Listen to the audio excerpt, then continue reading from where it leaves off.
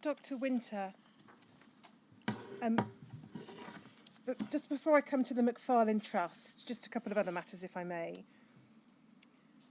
The first is to ask you specifically in relation to haemophiliacs who were mild or moderate but not severe and regularly treated haemophiliacs. You talked earlier about the natural history of haemophilia, dying of cerebral bleeding in the early 20s. Is that the same for mild or moderate haemophiliacs, or is that data that relates to severe haemophiliacs? Now, that would only be for severe. So a moderate haemophiliac we would sort of classify as someone who had a factor VIII level of between 1 and 5% of normal. That doesn't sound very much, but day to day that would probably not cause them any great problems, but they would bleed significantly if they had accidents or had surgery without cover. They wouldn't get the very serious, sometimes spontaneous episodes of bleeding into joints and muscles of severe patients. Now, mild haemophiliacs, I mean, it's quite sometimes seen in centres. Somebody will come in at the age of 45 who's been very healthy and have a routine surgery and bleed and been found to have mild haemophilia.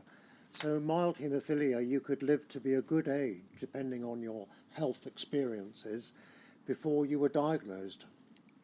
And then just a second point, perhaps slightly related to that.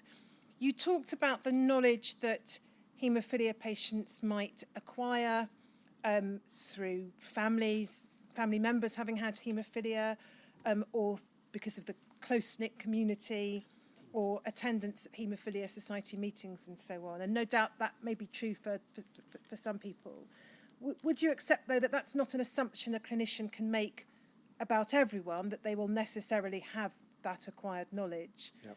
And in particular, those who, for example, are mild haemophiliacs or moderate haemophiliacs who haven't required regular treatment may not have had that same interaction with others?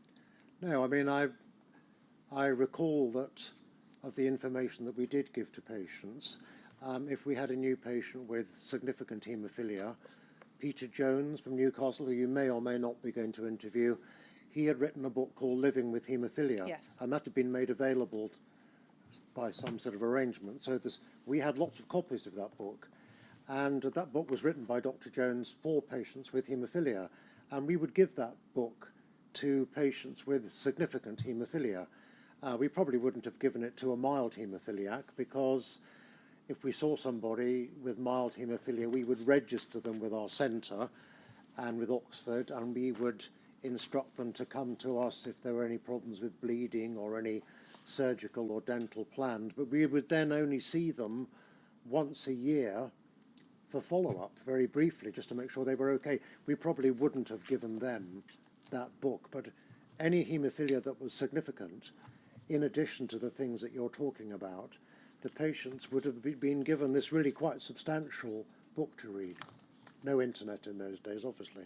Thank you. Then I just wanted to ask you about relationships with pharmaceutical companies. You used the phrase in your witness statement that there was an element of symbiosis in the relationship between centres and pharmaceutical companies. I wonder if you could just elaborate what you mean by that.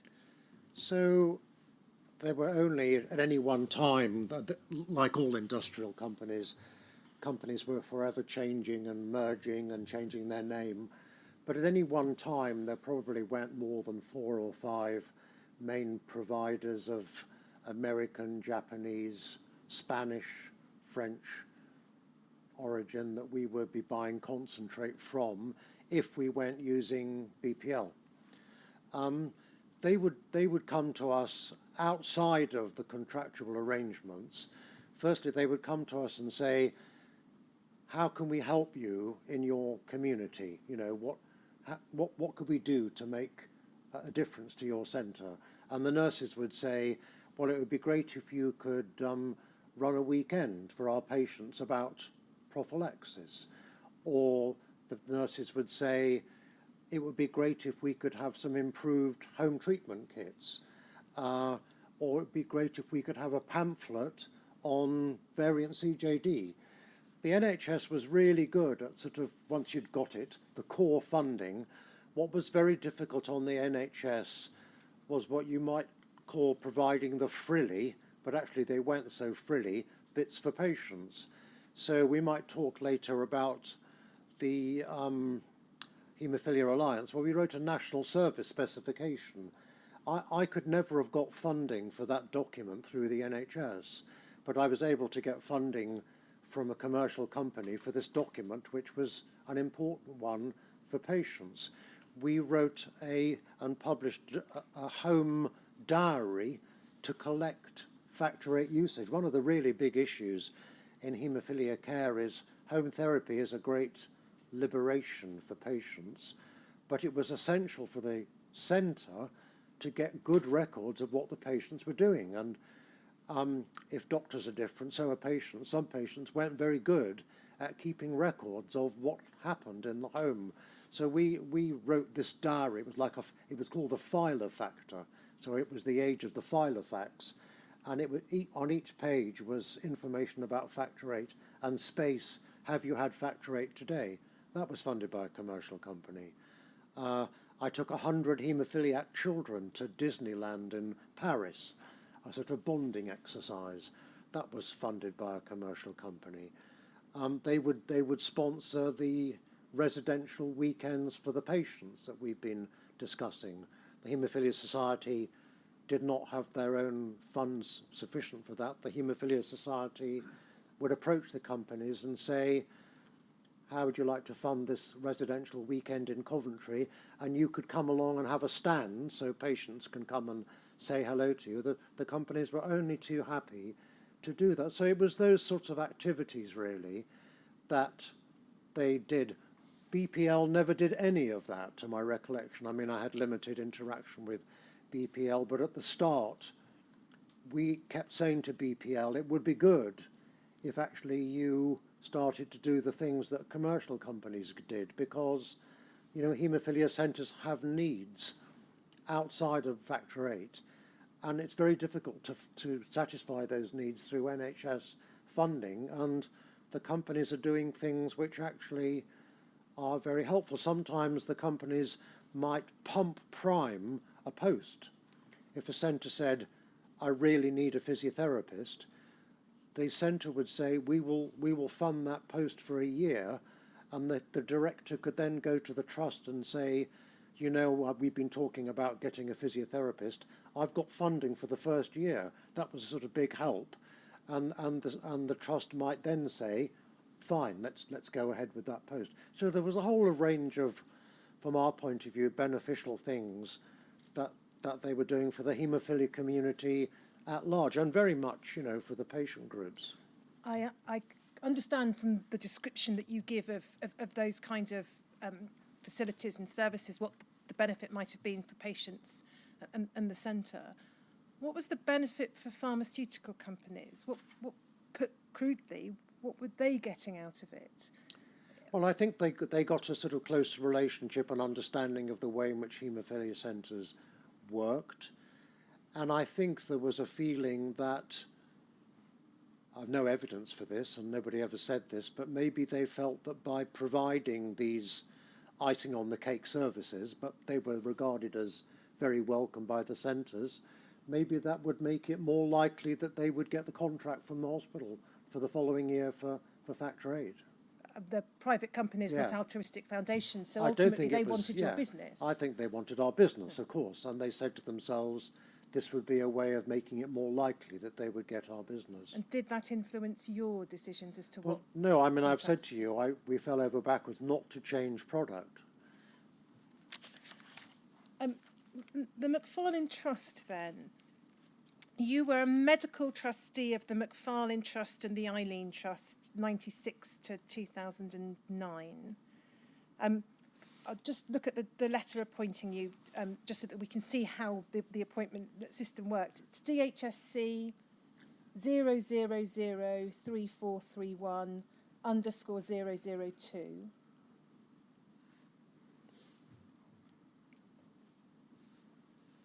And we can see from this, it's a letter at the end of 1995 addressed to you from the Department of Health. The Haemophilia Society have put forward your name for consideration for appointment by the Secretary of State as trustee of the Macfarlane Trust. And then we can see that in the next paragraph it said there are 10 trustees, 6 appointed by the Haemophilia Society, 4 by the Secretary of State. I think that changed over the years. And then the trustee specified that one of the Secretary of State's appointments should be the director of a haemophilia centre, and your name was put forward as a replacement for Dr. Main, who'd hitherto had that role. So you were appointed by the Department of Health, but were you in any respect answerable to the Department of Health? Not in any way, no. Nobody from the DOH ever communicated with me and asked me how I was getting on as a Macfarlane trustee in the 12 years or so. Perhaps we should explain the Eileen Trust was a parallel trust for patients who'd got HIV from blood transfusions. It was very, very small, 20 to 30 patients only, compared with 1,300 or so with Macfarlane Trust. Now, your role as a trustee, you had, I think, the general role that a trustee had in taking decisions and attending board meetings, but you had a particular role as medical trustee. And could you just explain what that was? Yes, well, as you say, I attended the regular meetings, which did have a medical element. You know, the trust would be forming policy on what to do with bereaved people or partners or establishing information. So there was a number of occasions at each meeting where they would need medical input, which I provided. But my specific function was to deal with individual requests. So the registrants, they were called rather than patients, they received a regular monthly payment from the trust, but they also had the ability to lodge an application for an individual grant if they had a problem and something that would be of great benefit to them. They could put in an individual application from the trust. And the trust needed, medical background information as to how poorly the patient was and why they needed to have this change to their life and why should the trust fund it. So I would read the patient's application, and then I would, with the patient's permission, get in touch with the centre that looked after the patient and say, this patient has applied to the Macfarlane Trust for a chairlift or whatever. Please could you give me the background medical information as to, how severe is the haemophilia, how is the state of the general health, what's happening with the HIV treatment. And I would send, obviously, the director a signed consent from the patient, giving consent for the director to give that information to me. And then in those days, the meeting was in 2 parts. So the first part of the trust meetings were the sort of general agenda. And then later in the day, we would go on to hearing these individual requests. And for each request, I would then give, I've spoken to the centre, this is the medical background, and on that basis, the trust could form a decision. And were there occasions in which the centre or the clinicians at the centre were less than forthcoming and you had to chase to try and get the information that was required to assess the application? I think most people were pretty good, but some were a little harder than others to get communications from. But generally, they were pretty good. Could we look at BHCT 0000873, please, Henry?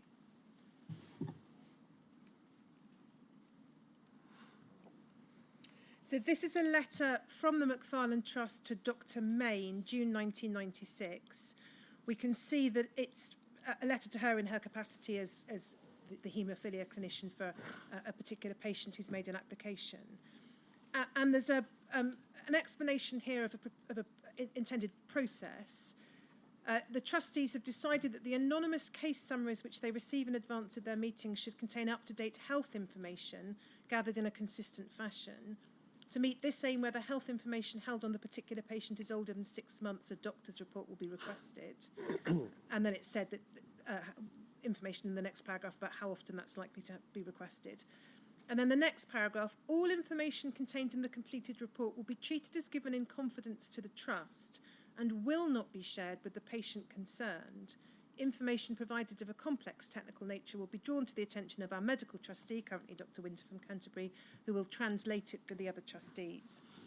I just wanted to ask you about the first part of that paragraph I've looked at, that the report that was being requested here would not be shared with the patient concerned. Do you know why the Trust adopted that policy? No, and I can't think why they would have done, because the process, this letter sort of supports, doesn't it, what I said to you about the way the whole sort of single grant process worked. It was health related. There was a report from the doctor. There's consent from the patient. The doctor writing it back to me or the trust would never have said this patient's actually very well, and I don't recommend that you give this grant. The doctors knew all their role was to give the trust, through me as the trustee, medical information. Maybe the sensitivity was that a doctor might say, if the original report to the doctor had said this patient would like a chair lift, if the doctor wrote back and said the patient's perfectly mobile, why would they need a chair lift? Maybe the trust didn't want the patient to see that. But in my experience, the doctors never did write back like that. They wrote back to say, as I had requested, this patient's got mild or moderate haemophilia, they've got HIV, this is their medication, and this is their state of health. Okay. In your statement, you talk about or you raise a number of concerns about the Trust's actions and decisions. You say, first of all, that you initially had issues with the McFarlane Trust because the board spent more time discussing finances rather than discussing the needs of registrants. And can I invite you to explain a bit more about that, please? Yes, I presumably made those comments in a previous inquiry because I was asked to. When I first joined the Trust, the meetings did have the aura of a board meeting of Shell or something. You would spend a significant amount of time talking about the state of the investments of the Trust. And this I found rather bemusing, and there seemed to be nothing like as much time as I would have liked talking about the needs of patients. I mean, eventually, in each meeting, they would get round to talking about some matters, but I didn't really personally see the need why all these financial matters had to be discussed in a meeting that should really have been talking about how can we provide the best possible service to the registrants. The trust deed said to relieve suffering in the haemophilia community, and that's why I was a trustee, obviously to help out with that general philosophy. So I was disconcerted would be a good word at the sort of aura of the meetings at first. This was partly due to the personnel who were senior trustees at the time, and that did change as those personnel changed. You also talk in your statement about Trust executives seeming to follow a position of providing generalised welfare support where the culture was for registrants to be passive recipients, and your experience was that wasn't what patients wanted. Again, can I invite you just to elaborate upon that? Yes, so we went from sort of one extreme to the other, really, where there did seem to me to be a culture which was very well intentioned, and these people were very caring and compassionate. And it was a time when, many people were dying, a lot of people were ill. The culture seemed to say to the registrants, it was like the welfare state, we're here to look after you. You're not expected to do anything. Your role is to make applications to us for extra support, and that's fine, and we will do what we can to give you all that extra money that we have at our disposal. I learned from talking to patients, particularly at residential weekends, as the treatment improved, particularly the advent of what we call protease inhibitors in about 1995. So until then, people with HIV would have been on 2 drugs, which were sort of quite effective, but not very. And then the addition of this third drug was a major step forward. And for the first time, it became possible to clear HIV from the bloodstream. People started feeling much better. And people said, quite rightly, in any case, I don't want to be a passive recipient of largesse. You know, I want to rebuild my life. I want control. And now that I'm feeling so much better, I'd really like the Trust to help me take my life forward. I'd like to go on a course. I'd like to retrain. And so there was, from people like me, an encouragement to sort of change the emphasis to what you would call a partnership. We even set up a partnership group where we met regularly with some registrants to see what they wanted. And the culture was, you know, let's not expect you to do nothing and we'll give you money when we can. Let's work together to help you rebuild your lives. This wasn't easy because for people who had lived for a long time with HIV, I remember giving a talk at a World Federation meeting called The Problems of Survival. And patients were saying, you know, I'd expected to die. I'd been told I was going to die, and I'd not planned to live. So I've got no money. My relationships are worn out. There's a hole in my roof. I never worried about that. The washing machine's bust. I haven't got a job. I didn't worry about any of that because I knew I was going to die. And now suddenly, the doctors are telling me they've cleared HIV from my bloodstream and I might survive. And that's great, but I've got to rejoin the human race.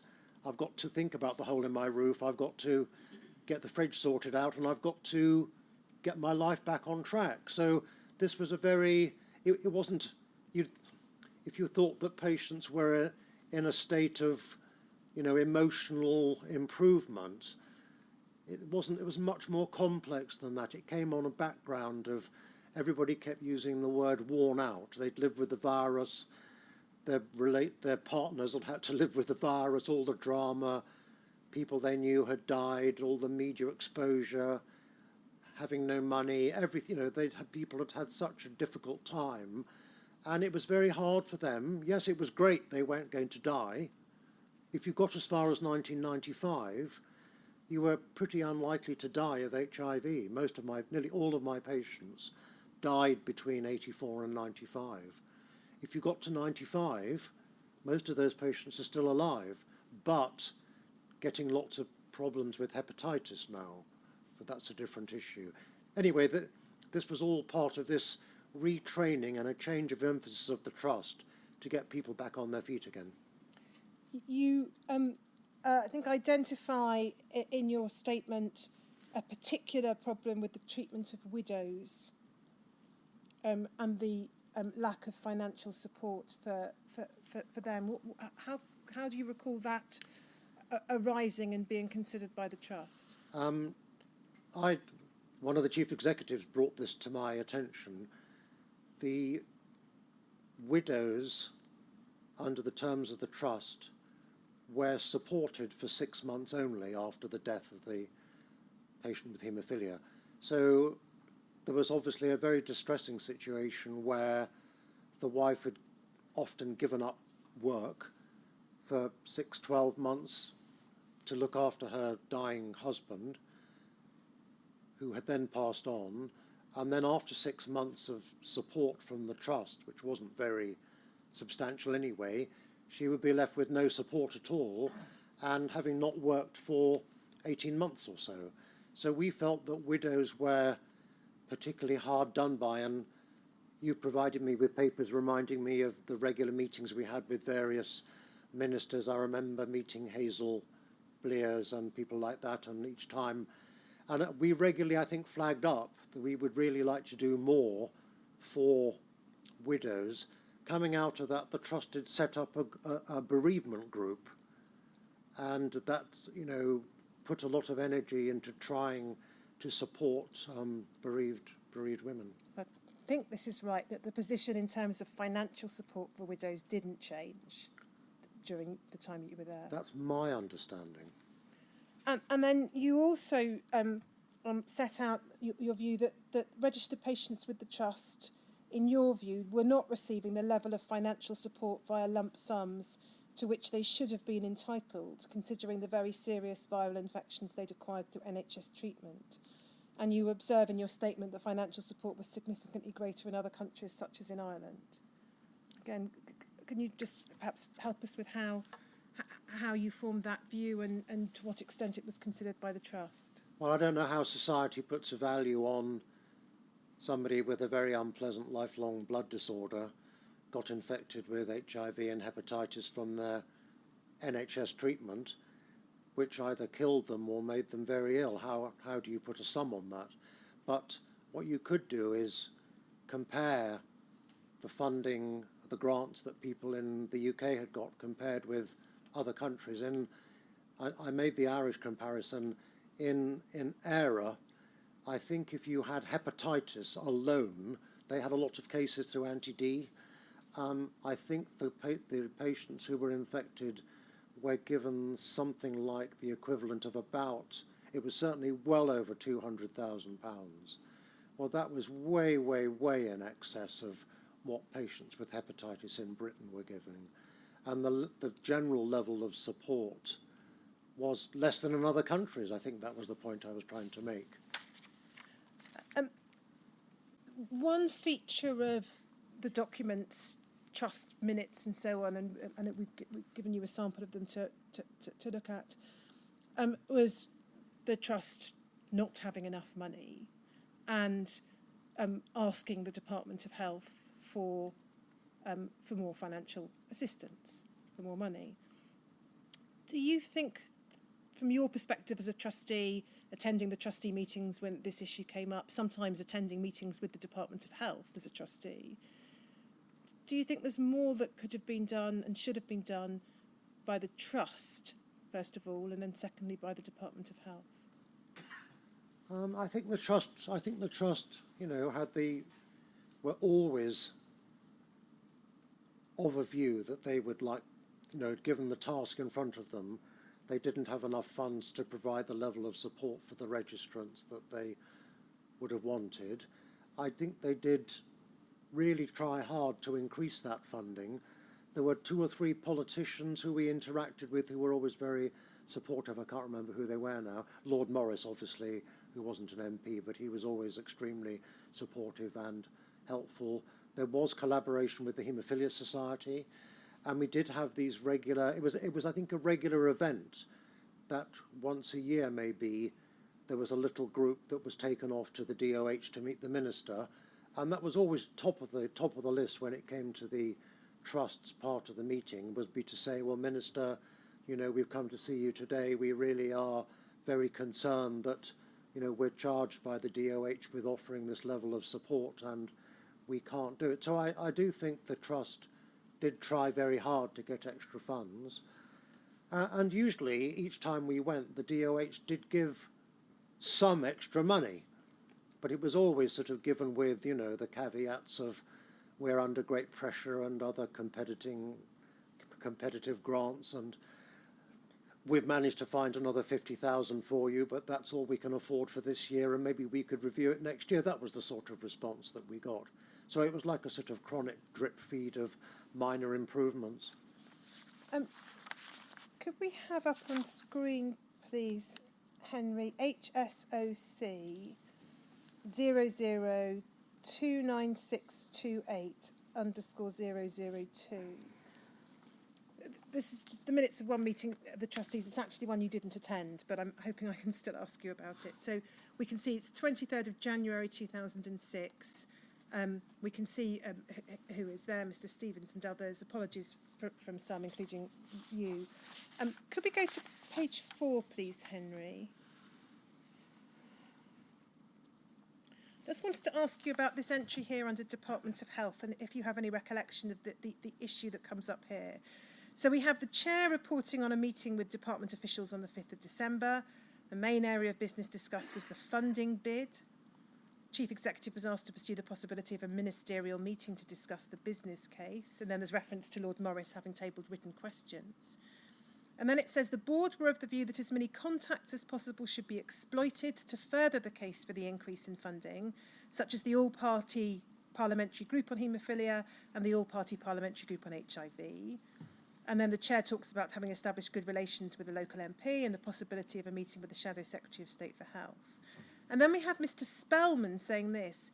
Mr. Spellman urged that caution in respect of overt lobbying should be followed for the following reasons. A, that the business case supported itself in terms of the requirement. B, overt lobbying might prove counterproductive.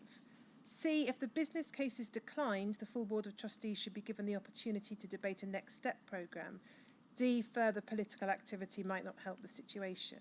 And then we see it records the chair agreeing that no political activity should be undertaken which might impede a positive response from the department.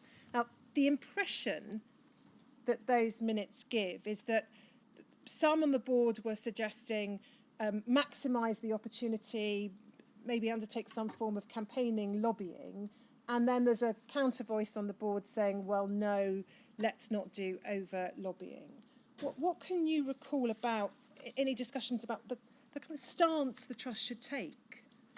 So, I mean, I wasn't at the meeting, and I actually can't remember who Mr. Spellman was. He must have been a trustee, but he certainly wasn't a major figure in the Trust.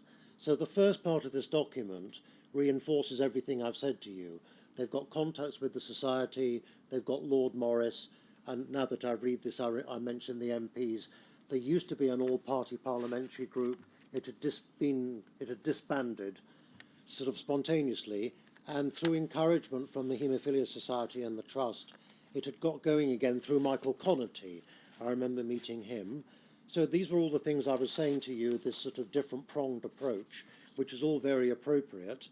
And then these rather curious comments at the bottom, which I obviously don't agree with, but all of the meetings that I recall, the Trust, to my eyes, as someone who was, I'd done a lot of work with the Society in getting the publicity to get the Trust set up. I'd been to the House of Commons with other patients and given talks, and I knew political influence was everything.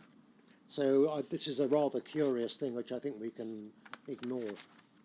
Well, we'll no doubt be able to ask those working for the Trust and schemes full time about that. Just two further matters on the Macfarlane Trust, Dr. Winter. The first is about the Trust's policy in relation to funding for aspects of assisted fertility, sperm washing and the like. Now, there are a number of references to that in the minutes of meetings. I'm not proposing to go through them unless that would assist you in terms of your memory. But it does appear that the question of the extent to which the Macfarlane Trust should fund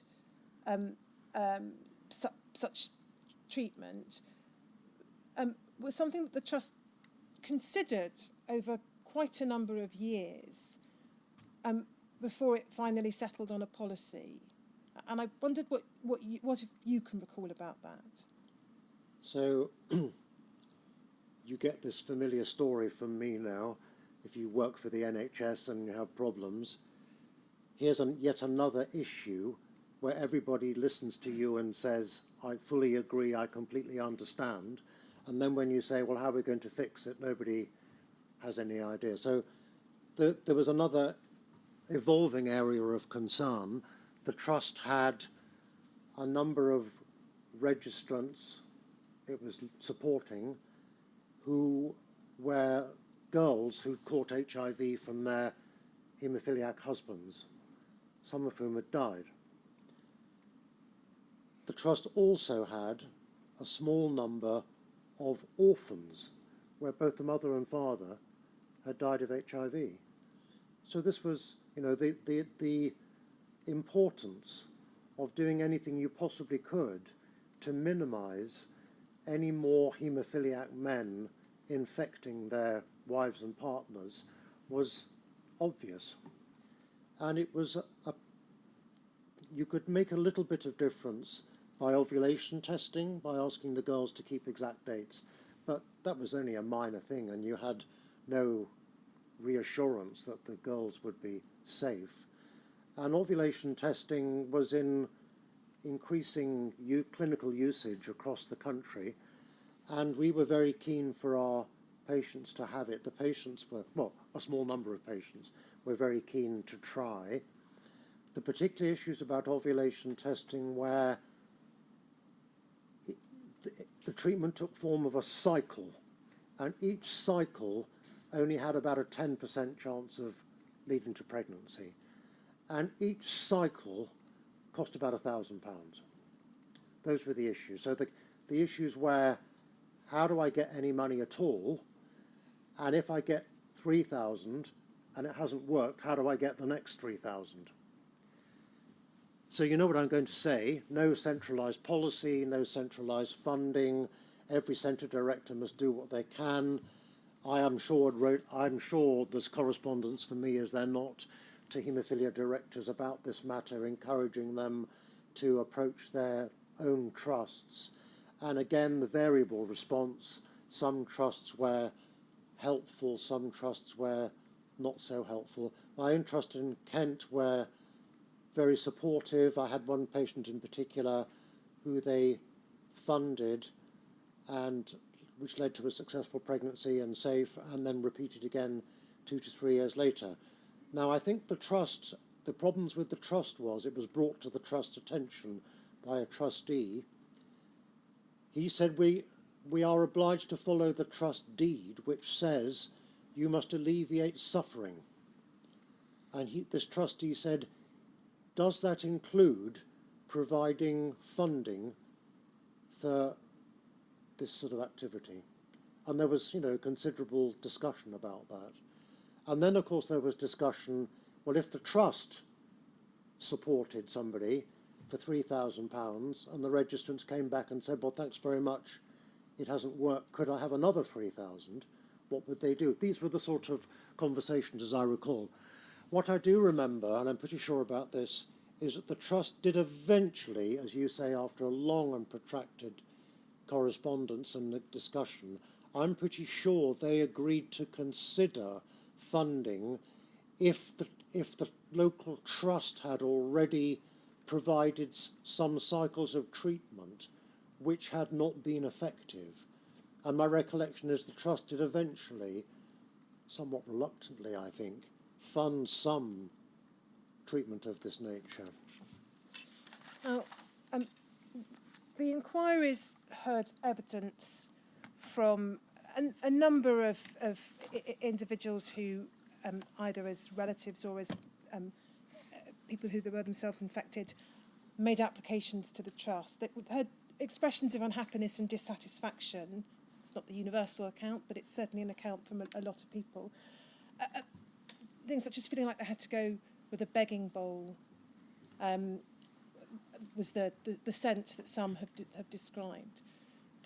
Does that surprise you, or do you understand that perspective as someone who was a trustee for a number of years? Well, that's exactly what I said to you. Patients would say, I don't want to be the passive recipient of the trust's largesse. I want to have a more active role, and I want to rebuild my life. And so I do recognise that, and that's why I did welcome this eventual sort of change of policy of the trust to put more money into training and teaching programs and getting people back to work. I mean, you see, the individual grant scheme was always going to be a problem because you had a large number of people. Some people would hardly apply for anything. I mean, I had patients who were very sick, very disabled. I'd say to them, have you thought about applying to the trust for? He said, oh, no, I can't be bothered. So some sick people never applied. Some people applied for huge numbers of things, some of which were, frankly, well over the top. I won't give you examples, but there were some you just couldn't believe what they were applying for. So that sort of scheme where people could apply for individual grants was always going to cause difficulties, I think. And, I think we even discussed, was it a good idea to have an individual scheme? But then we thought, well, some people can have unexpected financial needs, and we probably should have some mechanism for the registrants to come to the trust on an individual basis. But it did cause exactly those sort of problems. And then I want to ask you about the Skipton Fund briefly. Henry, could we have HCDO 0000242 _ 050, please?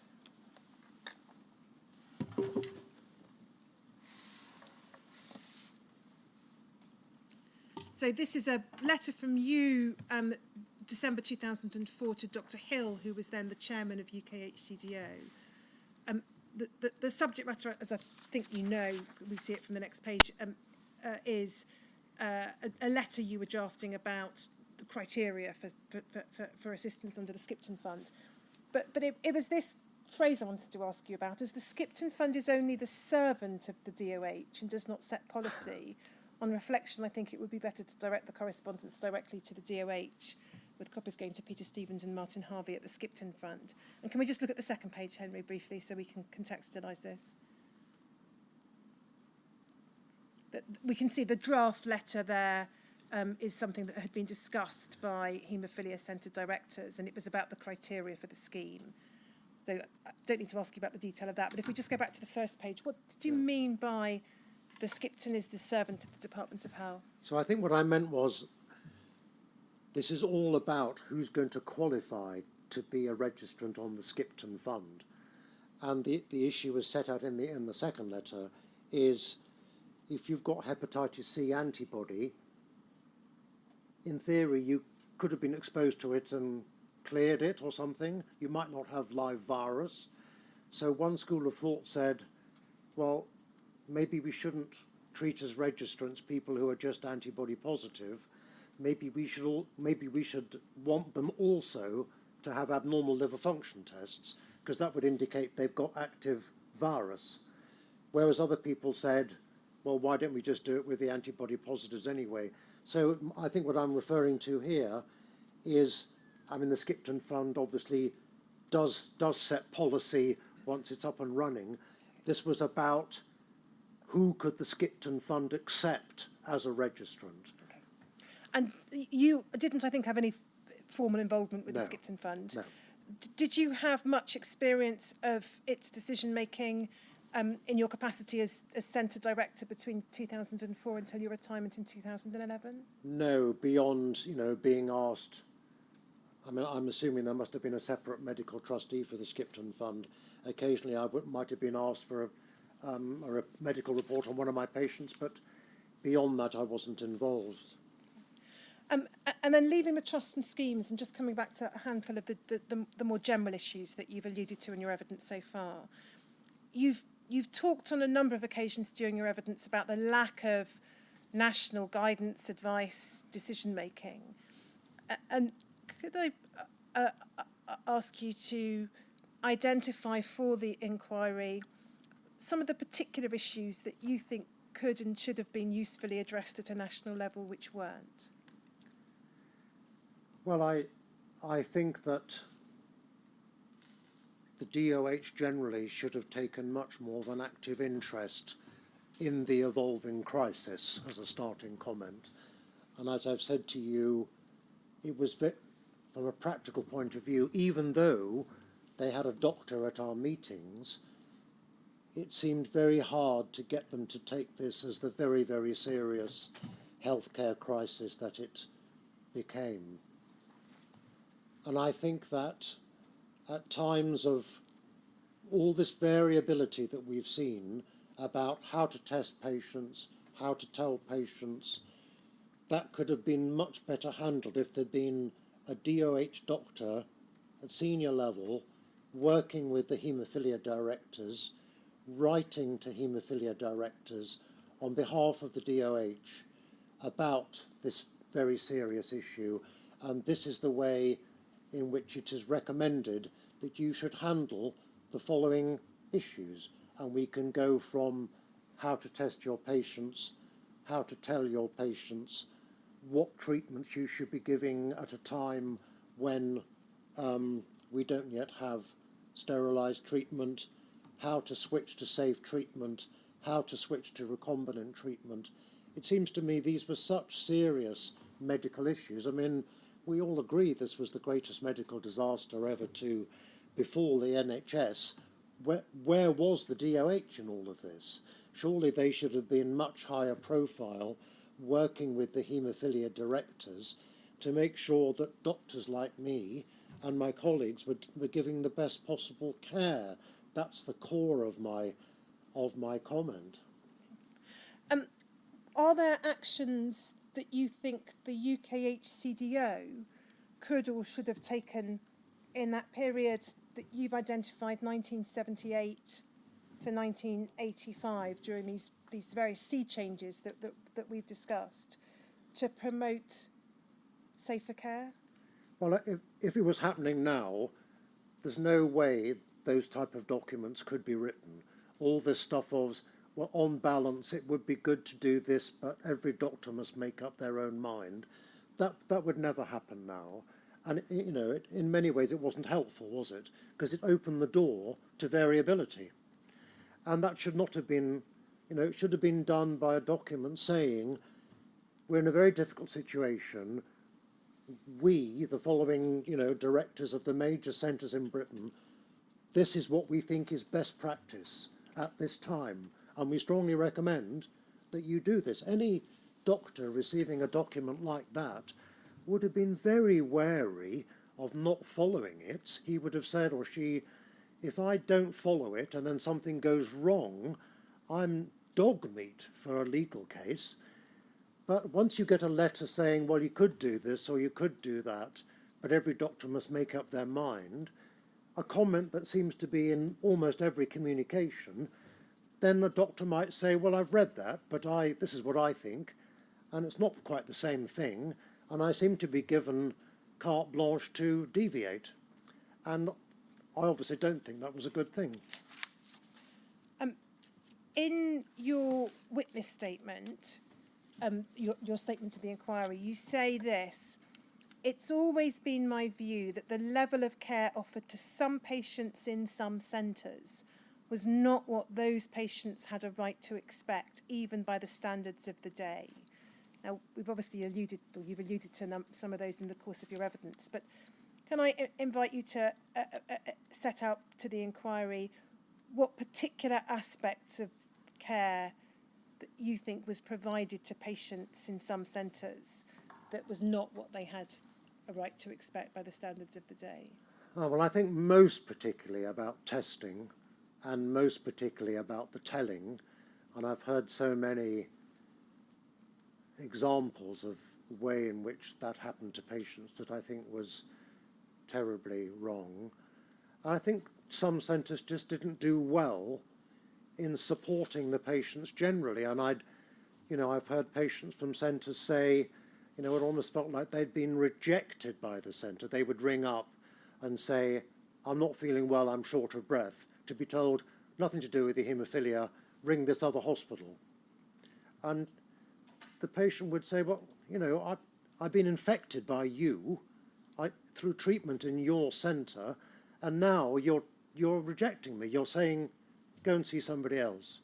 So I think it sort of reflects back to the sort of way in which some centres were holistic and some weren't, and the way in which some centres worked was in such a manner that patients, I think, did feel rejected. If there was any problems to do that wasn't to do with the haemophilia, they'd say, well, nothing to do with us, go to somebody else. And I think that went down badly with patients. So I know you have a couple of questions that you'd like to ask Dr. Winter. One of them relates to a Lancet article which Dr. Winter hasn't yet had the opportunity to fully read. Well, I've probably read enough. Oh, well, in that case. But in any event, I should also find out from registered, recognised legal representatives if there's anything further You're asking me for a break. I'm suggesting it might be suitable just have a short break. We wouldn't necessarily need a long one, or as long as you want, sir. Just so that I can undertake that and Dr. Winter can... Well, we'll make it long enough, shall we, for people to have a cup of tea if they want. And I hope it might be available. So shall we come back at 3:30? Hope that's long enough. Thank you, sir.